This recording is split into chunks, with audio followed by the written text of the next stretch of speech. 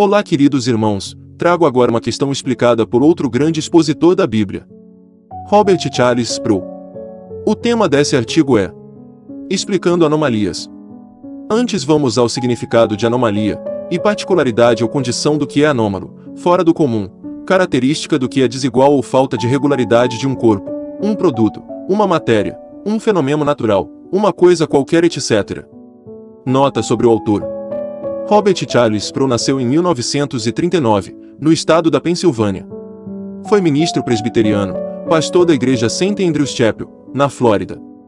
Foi fundador e presidente do Ministério Ligonier, professor e palestrante em seminários e conferências, autor de mais de 60 livros, vários deles publicados em português, e editor-geral da Reformation Study Bible. Agora vamos à questão. Os incrédulos costumam alegar que a Bíblia está cheia de contradições. Observei em muitos lugares ao longo dos anos, no entanto, que a maioria das contradições que as pessoas sugerem realmente não se qualificam como contradições, mas apenas refletem a diferença de perspectiva que obtemos quando várias testemunhas descrevem o mesmo evento, mas dão detalhes diferentes.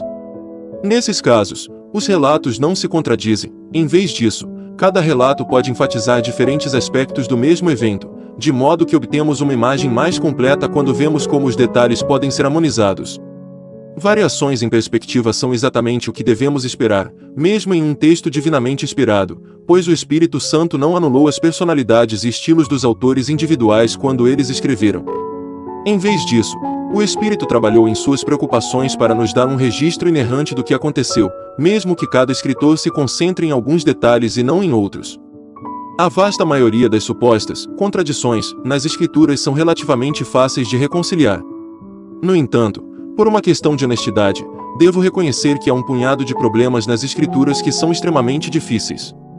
Por exemplo, às vezes é difícil enquadrar 1ª e 2ª Crônicas com 1ª e 2ª Reis, principalmente no que diz respeito a quando certos reis reinaram, por quanto tempo eles governaram e quando tomaram o trono. Alguns fizeram um eficiente trabalho de descobrir como esses relatos se encaixam, o que requer conhecimento detalhado de como os antigos povos do Oriente Próximo registravam datas, períodos de corregência em que 2 reis governavam ao mesmo tempo e outras coisas semelhantes.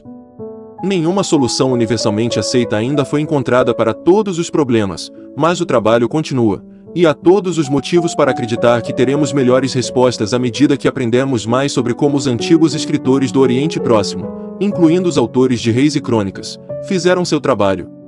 Estou confiante de que tais problemas serão eventualmente resolvidos porque servimos a um Deus que fala verdadeira e consistentemente, e porque as descobertas arqueológicas continuam a confirmar o relato bíblico. Por exemplo, por muitos anos tudo o que sabíamos sobre Pôncio Pilatos vinha da Bíblia e de alguns outros documentos extrabíblicos, então algumas pessoas questionavam se Pilatos realmente existiu. Mas em 1961, uma antiga inscrição mencionando Pilatos foi encontrada no que antes era a cidade de Cesareia Marítima, na costa do Mediterrâneo, confirmando assim que Pilatos era de fato procurador da Judéia durante o tempo de Jesus. Outro resultado certo dos críticos, que refutava a Bíblia, está relacionado à história de Abraão. Por muito tempo, não havia evidências arqueológicas de que camelos tivessem sido domesticados no período patriarcal, e muitas pessoas disseram que isso provava que o relato de Gênesis era fictício porque a história de Abraão inclui camelos domesticados. Mas, eventualmente, as descobertas arqueológicas empurraram, para centenas de anos antes, a domesticação dos camelos para exatamente no período patriarcal. Outras discrepâncias no relato bíblico ainda precisam ser resolvidas, mas isso não significa que devemos duvidar da veracidade das Escrituras. Aqui, estou simplesmente seguindo o curso da ciência comum. De vez em quando, vemos mudanças massivas na teoria científica, mudanças de paradigma nas quais há uma mudança no modelo abrangente adotado para dar sentido aos dados. Paradigmas científicos são teorias estruturais que explicam a realidade, mas todo paradigma científico teve que lidar com anomalias, pois todo paradigma sofre da presença de detalhes que não pode explicar com clareza. Mas você não joga fora o paradigma na primeira vez que encontra uma anomalia que o paradigma não consegue explicar. Você espera, estuda, obtém mais dados e assim por diante. O paradigma não muda até que você tenha anomalias suficientes para desafiar o sistema. A astronomia copernicana não substituiu a astronomia ptolomaica por haver apenas alguns detalhes que o sistema de Ptolomeu não conseguia explicar. O sistema ptolomaico funcionou por muitos séculos até que muitas anomalias foram descobertas. O modelo copernicano foi então adotado porque explica melhor os dados e tem menos anomalias.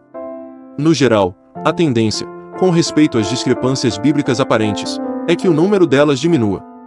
Se talvez houvesse uma centena de tais dificuldades, essa lista seria reduzida a um punhado. Neste ponto, não jogamos a Bíblia fora com base em um punhado de dificuldades não resolvidas, quando tudo indica uma maior confiança na veracidade das Escrituras do que tínhamos antes. Tendemos a ser muito rápidos em acusar as pessoas normais, quanto mais a Bíblia, de contradições. Agora, todos nós somos capazes de inconsistência, incoerência e contradição. Mas a cortesia comum requer pelo menos que demos aos outros o benefício de uma segunda olhada. Devemos nos esforçar para descobrir como alguém pode consistentemente afirmar duas posições aparentemente contraditórias. Ao dar uma segunda olhada, muitas vezes descobrimos que o que os outros estão dizendo não é tão contraditório quanto parecia à primeira vista. Se estendemos essa cortesia aos outros, quanto mais devemos estendê-la aos apóstolos. Antes de acusar Paulo de uma contradição, devemos ter respeito suficiente por sua importância para ver se o que ele diz em Efésios realmente contradiz o que ele diz em Gálatas. Um dos exercícios mais satisfatórios e que aumentaram a fé em minha própria vida envolveu dar atenção às supostas dificuldades bíblicas. Isso porque quanto mais eu as estudo e vejo suas resoluções, mais me afasto do texto em total espanto ao reconhecer o quanto a Bíblia pode ser coerente, tão consistente e tão unificada nos mínimos detalhes. Sua simetria, sua complexidade e sua harmonia são surpreendentes. Amém, queridos? Estaremos trazendo mais conteúdos do amado Robert Charles Sproul. Inscreva-se no canal Teologia Reformada, ative o sininho para não perder novos conteúdos no canal, compartilhe em suas redes sociais, deixe seu like abençoado. Deus abençoe os nossos estudos para que tenhamos uma boa aplicação diária. Glórias a Deus!